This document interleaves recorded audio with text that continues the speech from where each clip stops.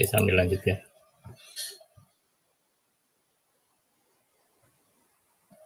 Jadi tahapan pengambilan keputusan, ya, define the problem, ya. Identify the criteria, ya. Making a decision, ya. Ini sama aja sih urutannya dengan tadi, ya. Define the problem, identify the criteria, ya. Identifikasi kriteria, allocate weights to the kriteria. Jadi alokasikan bobot terhadap kriteria. Misalnya tadi ada beberapa ya yang untuk pengambilan untuk memilih laptop misalnya ya.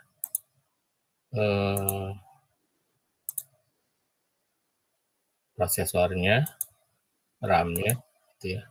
Warna juga mungkin, harga, garansi, ketersediaan service center, gitu ya. Merek juga gitu ya, brand. Nah, tentu harga, tentu kriteria, misalnya ada 6 kriteria. Untuk ke-6 kriteria tersebut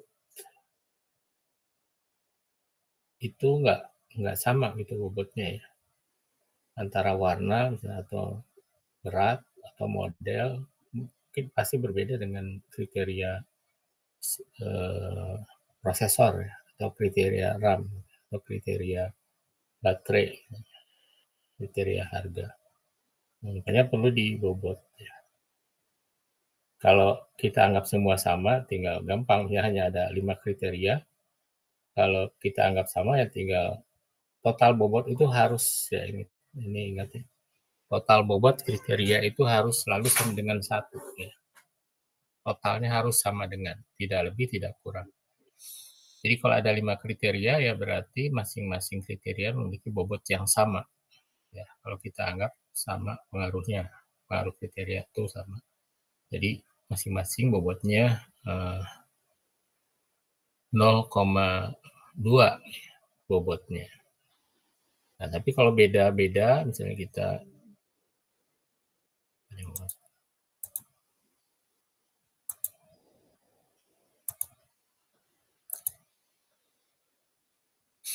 kalau beda-beda, ya itu tadi kita bobotnya kita alokasikan. Yang penting totalnya harus 91 ya. Kalau dalam desimal atau 100% kalau 6%. Lalu setelah allocate weight to the kriteria, develop alternatif, kembangkan pilihan-pilihan. Kalau tadi alternatifnya adalah berbagai merek dan berbagai tipe ya. Katakanlah ada 10 pilihan yang tersedia yang sesuai dengan kriteria minimal. Sesuai dengan kriteria minimal. Berarti ada 10 pilihan. Lalu kita evaluasi alternatif tersebut berdasarkan kriteria. Karena kriteria itu alat ukur ya. Alat ukur. Ya, alat ukur berdasarkan kriteria harga. Ya. Kita lihat kalau harga itu berarti yang murah itu kan yang menguntungkan kita ya. Yang paling murah kalau harga. Kalau prosesor yang paling cepat itu yang paling bagus gitu ya. Seperti itu. Kalau berat yang paling ringan itu yang paling bagus gitu ya. Jadi evaluasi dengan berdasarkan kriteria yang sudah dibobot. Lalu pilih best alternatif ya, yang memiliki best alternatif biasanya yang memiliki total score ya, score. Karena pada saat mengevaluasi alternatif dengan kriteria kita bisa menentukan skor dari masing-masing alternatif ya. Lalu berdasarkan setiap kriteria, lalu total skor itu adalah hasil penilaian setiap alternatif berdasarkan seluruh kriteria. Jadi ini sebetulnya tahapan pengambilan keputusan ya. Define the problems, identify the kriteria. Kriteria itu alat ukur ya untuk pemilihan solusi terbaik. Lalu alokasikan bobot, kembangkan alternatif, evaluasi alternatif berdasarkan kriteria-kriteria, lalu pilih best alternatif, yaitu yang memiliki total skor tertinggi biasanya. Jadi mendefinisikan masalah, mengidentifikasi kriteria keputusan, menetapkan bobot kriteria, mengembangkan alternatif-alternatif. Sekali lagi ini bisa dibalik ya, alternatif dulu baru kriteria. Atau mengevaluasi alternatif, kemudian mengevaluasi alternatif dan memilih alternatif. Seperti tadi misalnya kita lebih dulu punya searching alternatif-alternatif, baru setelah itu kita milih. Atau kita menentukan dulu kriterianya supaya alternatif yang muncul tidak terlalu banyak, gitu ya. Lebih dibatasi. Misalnya kita butuh laptop tapi harganya di bawah sekian, maka yang di atas harga sekian itu langsung tidak menjadi alternatif. Lalu yang prosesornya di atas sekian, maka yang di bawahnya itu juga tidak menjadi alternatif. RAM-nya, lalu hal yang lainnya. Gitu. Bisa kriteria dulu, bisa alternatif dulu. Tergantung mana yang muncul duluan. Gitu. Kalau kita punya pilihan duluan, kita bingung milihnya nih. Di antara pilihan ini mana yang akan kita pilih. Berarti itu alternatif dulu yang muncul duluan. Ya. Baru kita menentukan kriterianya. Supaya kita tidak bingung memilih salah satu di antara pilihan-pilihan eksklusif. Menentukan kegiatan yang akan dilakukan. Ini contoh ya. Ini misalnya akan melakukan kegiatan karena organisasi mahasiswaan lah gitu ya. Pertama, identifikasi kegiatan yang akan dilaksanakan. Ini alternatif kan? Alternatif yang masih luas ya. Identifikasi sebanyak-banyaknya biasanya kan di sini kita list kegiatan apa yang akan dilakukan, biasanya sebanyak-banyaknya. Kemudian di sini identifikasi komponen lingkungan, misalnya di kegiatan kemahasiswaan katakanlah ya di BEM atau apa. Kemudian komponen lingkungan, nah misalnya apa sih yang kegiatan apa yang didukung oleh pemerintah sehingga kita bisa mengajukan pendanaan gitu ya, disediakan pendanaannya. Proposal bisa membuat proposal. Atau yang didukung oleh kampus, misalnya yang didukung oleh kampus untuk pengembangan pendidikan, kampus akan mendukung dan memberikan insentif ya atau bantuan gitu ya. Atau misalnya kebijakan kampus, apa yang boleh dilakukan, apa yang tidak boleh dilakukan di dalam aktivitas kemahasiswaan misalnya di lingkungan kampus. Dan dari sana baru merumuskan alternatif kegiatan yang sesuai dengan ini ya komponen lingkungan yang mendukung dan yang tidak mendukung. Itu yang ini alternatif yang sudah tersaring dengan melihat kondisi identifikasi komponen lingkungan. Sini masih ada beberapa alternatif, katakanlah tersisa ada 6 alternatif. Lalu penentuan metode pemilihannya menggunakan apa?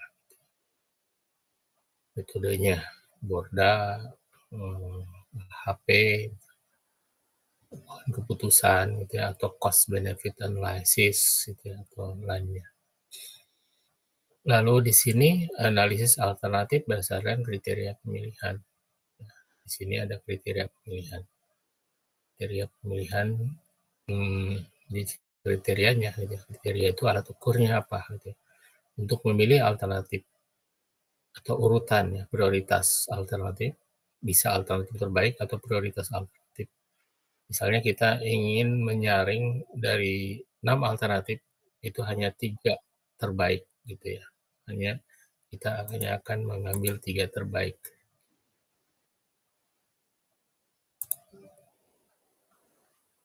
Maka kriteria ini jadi alat ukur,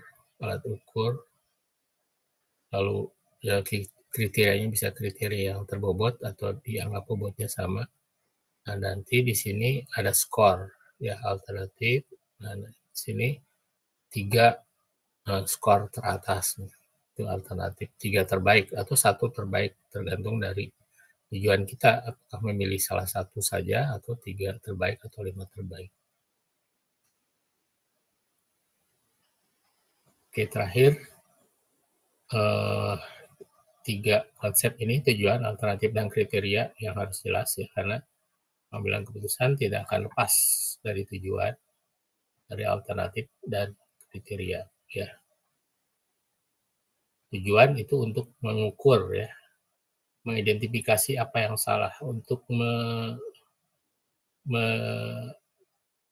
mengetahui ada yang salah gitu, atau mengetahui permasalahan, mengetahui adanya simptom. Misalnya seperti tujuan perusahaan adalah meningkatnya pendapatan 5% per tahun. Itu tujuan.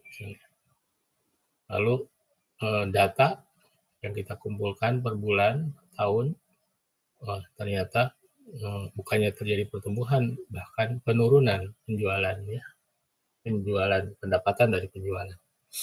Nah, berarti ada yang salah gitu ya. Nah, jadi ini salah satu fungsi tujuan. Dan adanya tujuan kita bisa mengetahui adanya permasalahan.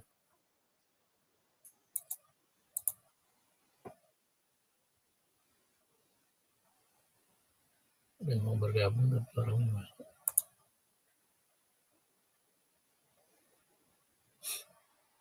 Oke. Tujuan juga ya tadi untuk mengidentifikasi apa yang salah, menetapkan arena tempat melakukan pencarian tindakan yang mungkin. Jadi misalnya dengan tujuan tadi ya, tujuannya meningkatkan penjualan, misalnya meningkatkan penjualan menurun, padahal tujuannya ingin meningkatkan penjualan, pendapatan dari penjualan. Maka arena itu maksudnya alternatif ya, mencari tindakan yang mungkin, solusi-solusi atau alternatif yang mungkin. Jadi yang dicari, alternatif yang dicari adalah ya masalahnya penurunan karena karena ya penurunan penjualan. Karena misalnya kompetitor memiliki produk yang fitur yang lebih baik misalnya. Maka di sini adalah mencari ini supaya penjualan ini meningkat, bagaimana gitu, apakah mengembangkan produk, apakah iklan gitu ya yang menegaskan ya, atau memperjelas benefit ya, meskipun kita kurang dari satu fitur tapi kita dari fitur lainnya kita memiliki benefit dan lain-lain gitu ya. Jadi dengan adanya tujuan, maka alternatif yang dicari adalah alternatif yang mengarah pada pencapaian tujuan, menunjukkan arah untuk mencapai perbaikan yang diinginkan ya, arah misalnya ya arahnya adalah bagaimana caranya supaya pendapatan atau penjualan meningkat, misalnya ya dengan menambah gerai, meningkatkan, menambah fitur produk dan lain-lain. Alternatif ya tadi tujuan, alternatif cara menanggapi guna mencapai tujuan, mencapai sasaran. Ini alternatif cara menanggapi, cara memberikan solusi. Solusi penjualan menurun. Nah, bagaimana untuk menaikkan penjualan? Mengembangkan produk baru, meningkatkan sasaran pasar gitu ya, secara geografis maupun demografis gitu, supaya meningkat penjualan meningkat lagi gitu ya. Ini cara menanggapi, atau menambah reseller atau alternatif. Nah, kriteria terakhir, kriteria jadi tujuan, alternatif, kriteria. Alternatif itu cara solusi, kita mencari solusi agar sasaran tercapai. Kalau kriteria menetapkan domain performansi yang akan diukur. Jadi dalam alternatif itu kan harus dipilih ya, diurutkan ya, mencari prioritas dari alternatif yang ada. Bahkan mungkin hanya kita mencari alternatif terbaik, satu alternatif terbaik saja. Maka dengan kriteria ini kita menentukan performance apa saja yang akan diukur, seperti laptop tadi lah ya, supaya lebih real. apa saja yang akan diukur kriterianya? Apakah RAM-nya, prosesornya gitu ya.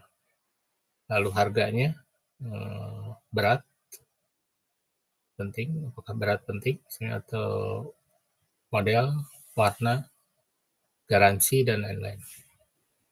Menetapkan harapan atau ekspektasi performansi yang memberikan norma-norma ya ekspektasi dari RAM-nya, ekspektasi dari prosesornya, ekspektasi dari reliabilitas ya, keandalan, ekspektasi dari harga nggak boleh lebih dari sekian. Lalu syarat kriteria, pertama lengkap. Lengkap itu mencakup seluruh aspek penting dalam persoalan. Misalnya pada saat kita memilih laptop tadi gitu ya, kita lupa, kita hanya memperhatikan RAM misalnya, lalu prosesor, lalu berat misalnya, harga, warna, sementara grafisnya ya, grafik cardnya itu nggak kita perhatikan. Udah gitu langsung aja kita beli gitu. Pada saat kita beli, nah tujuan membeli laptop yang baru itu kan supaya bisa digunakan untuk simulasi misalnya, untuk membuat tugas akhir berupa simulasi. Nah, ternyata pada saat dipakai karena grafik card-nya tidak memadai, maka software simulasi tersebut tidak berjalan dengan baik. Misalnya animasinya tidak kurang jelas dan lain-lain. Nah, dari sana kita mungkin menyadari, oh pada saat kita memilih kita kurang lengkap, kita kurang lengkap dalam menentukan kriteria. Kita tidak menentukan kriteria grafik card-nya gitu ya.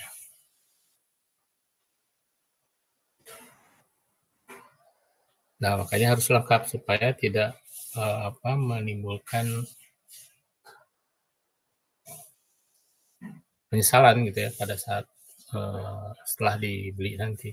Lalu operasional punya arti tidak berlebihan, meskipun lengkap tapi tidak berlebihan. Tidak ada dua kriteria yang mengandung yang tidak redundan ya, redundant.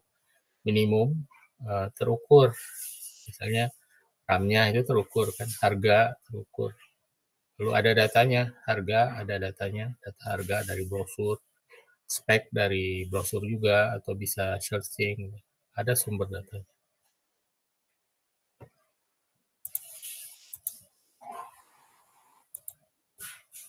Oke, waktunya sudah 19.45 ya, kemudian saya ada sidang juga, ada bimbingan habis ini.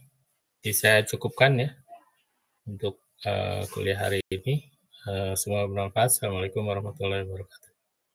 Waalaikumsalam warahmatullahi wabarakatuh.